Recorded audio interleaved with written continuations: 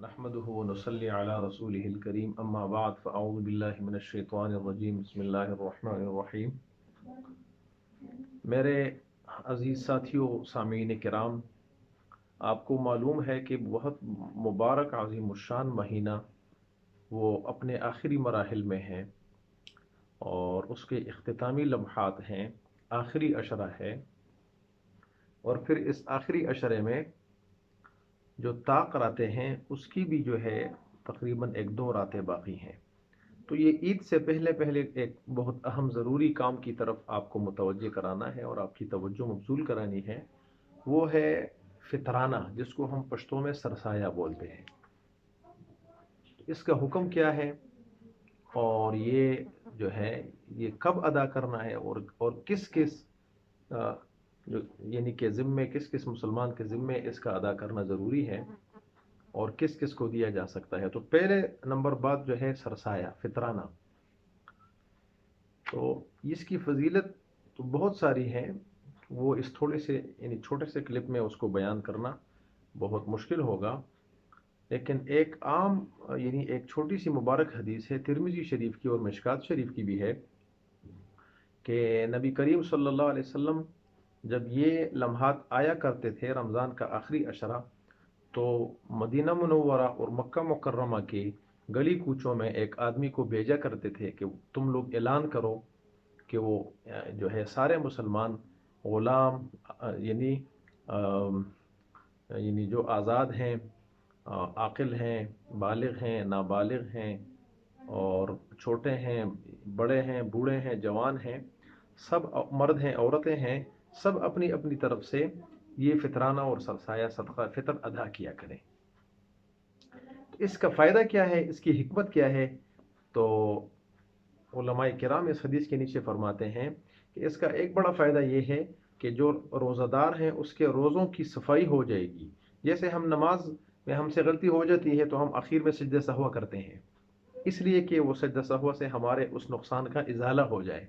तो इसी तरह हम रमज़ान के रोज़ों में जो हमने झूठ बोला, गीबत की, हमने गाली दी, हमने जो है यानी हमसे बेशबहा जो है कोताहियाँ हो चुकी हैं, तो उसका इजाला सदक़े फ़ितर के ज़रिए से हो जाए। तो एक ये होता है कि रोज़े साफ़ हो जाते हैं, रोज़ों की यानी रोज़े पाक हो जाते हैं और पाकी की हालत में अल्लाह के यहाँ पहुँचकर मकबूल हो जाते हैं। दूसरा ये भी आता है कि अगर कोई सदक़े फ़ितर अदा न करे तो उसके ये रोज़े और आमाल इबादत ज़मीन व आसमान के दरमियान मुअल्लक़ रहते हैं, ऊपर नहीं पहुँचते। तो इसलिए देना चाहिए ईद की नमाज से पहले पहले।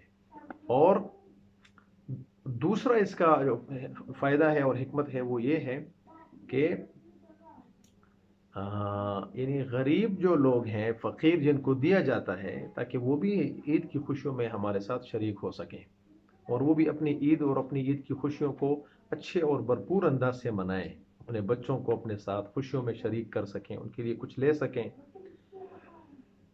तो ये तो इसका फ़लसफ़ा और हिकमत हुआ। सरसाए का हुक्म दो अइम्मा किराम हैं हमारे मज़ाहिब अरबा जो हैं उसमें इमाम शाफ़ी और इमाम अहमद इब्न हम्बल के नज़दीक ये देना फ़र्ज़ है, फ़र्ज़ जिस तरह हम फ़र्ज़ नमाज पढ़ते हैं। और एक हमारे जो मुहतरम इमाम साहब हैं इमाम अबू हनीफा रहमतुल्लाह अलैह, वो फरमाते हैं कि वाजिब है, इसका देना वाजिब है। जैसे हम ईशा की नमाज में वितर वाजिब पढ़ते हैं तो उसको लोग पूरे साल में नहीं छोड़ते हैं, सुन्नत वगैरह तो कभी कभार रह जाते हैं, लेकिन वो वितर वाजिब हम सफ़र में भी पढ़ते हैं, वो हमसे छूट नहीं सकते हो क्योंकि उसके छोड़ने का हुक्म नहीं है शरीयत में। तीसरी बात यह है किसके ज़िम्मे ये देना ज़रूरी है। इसके लिए जो निसाब है तो वो है 52.5 तोला चांदी, या इसकी कीमत जिसके पास होगी।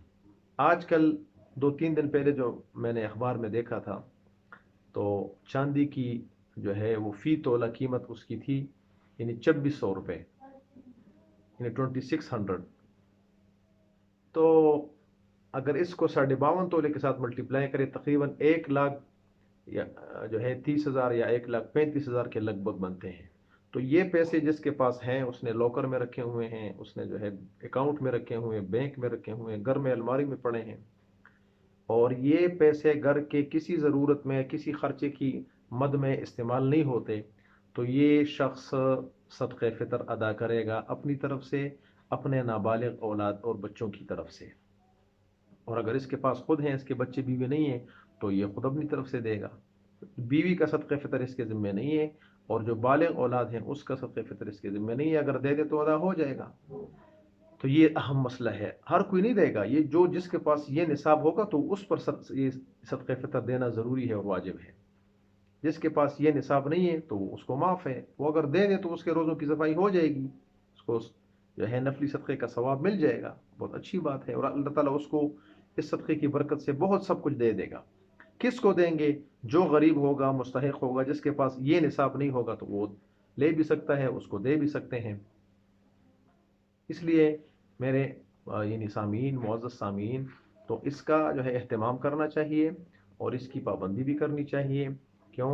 اللہ کے رسول فرمایا کرتے تھے، الا ان صدقۃ الفطر واجبۃ علی کل مسلم ذکر او انثى حر او عبد صغیر او کبیر. چھوٹا ہے، بڑا ہے، غلام ہے، آزاد ہے، مرد ہے، عورت ہے، سب پر یہ واجب ہے. تو اللہ تعالیٰ مجھے بھی اور آپ کو بھی ان تمام باتوں پر عمل کرنے کی توفیق عطا فرمائے. وآخر دعوانا ان الحمد للہ رب العالمین.